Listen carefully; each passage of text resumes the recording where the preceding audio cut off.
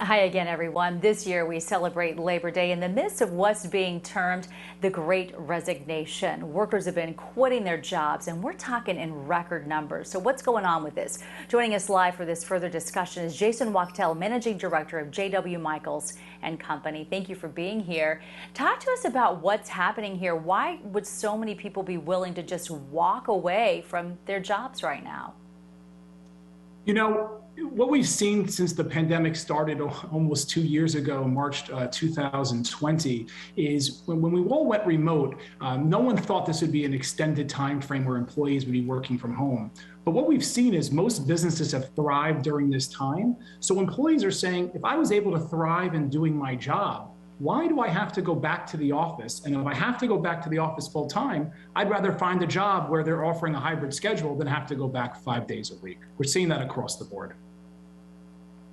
And it's been such a roller coaster ride emotionally for people, I think. A lot of people might not feel safe going out into this germy world, so to speak. So I get that. But let's talk about what companies are doing to deal with this. Are you seeing some companies able to keep their employees there, to make them happy, to make them feel safe, and perhaps other companies can follow suit and learn from them if it's working?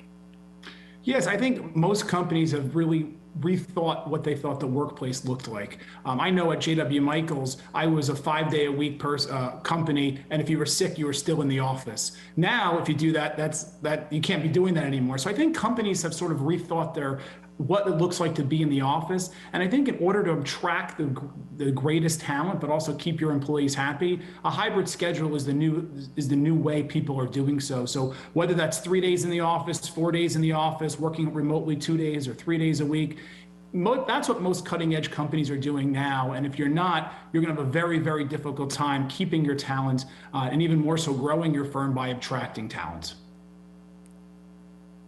And do you feel like most companies are truly able to pull this off? Because I think we've seen the past year and a half, businesses we never fathomed that would be possible have done it. But it might have been a little inconvenient at first. So you really feel like for them to adapt and to keep and retain those employees, they'll have to make that a possibility in the future. You know, it's a very good point. When we went remote in March 2020 at JW Michaels, I said, who is going to hire employees remote? I said, we're going out of business. But what happened is that over time, companies really evolved. They evolved their hiring strategies, they evolved their thought process, and many, many businesses are thriving during this time. So going back to your original question, it's hard to mandate to tell employees you need to be back in the office 5 days a week, when they've proven that most businesses have thrived during this time. So why would you go back and change it to a 5-day work period when employees are really, really enjoying that hybrid schedule? And how do you see this affecting the hiring process and all of this?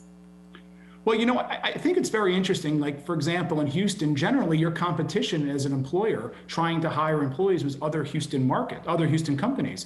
But now the likes of Facebook, Amazon, and Google, they're hiring remote workers across the country. So now you're not only competing with employers in Houston, but now you're competing with the biggest firms in Silicon Valley who just want to obtain the best talent the market has to offer. So it's made the hiring process much, much more competitive for great talent. And that being said, though, we've really seen some companies struggle locally, especially restaurants, I would say, where we've even had a restaurant in town that couldn't open because they didn't have the people, and we just have never seen that before.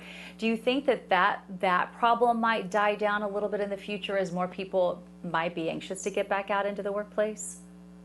I think what you're going to see is with the federal government cutting the unemployment benefits, I think that are happening momentarily, you're going to see employees have to go back to work. Because during this process, you're making more money from unemployment than if you're going to work, whether that's working in a restaurant, working in a warehouse. So now that those benefits are ending, you're going to see that people are going to be going back to work, and service at restaurants will get back to normal. People working at warehouses will get back to normal. But I think you're going to see a big change starting in the very near future.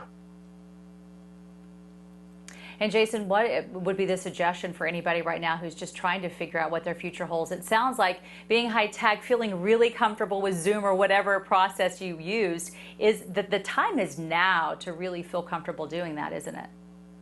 It absolutely is now. If you want your business to thrive in the next 2 or 3 years as an employer, you need to change the way you think about hiring. You need to think about the change about how you're going to hire employees and how you're going to treat people. Because if you're going to maintain that 5-day work frame that we had before the pandemic, you were going to fail in most businesses. What lawyers, accountants, generally they've all thrived working remotely. Obviously, doctors and other professions, you still need to be in the office 5 days a week or in the hospital. But if you don't change the way that you conduct your business, you are going to lose your most coveted employees.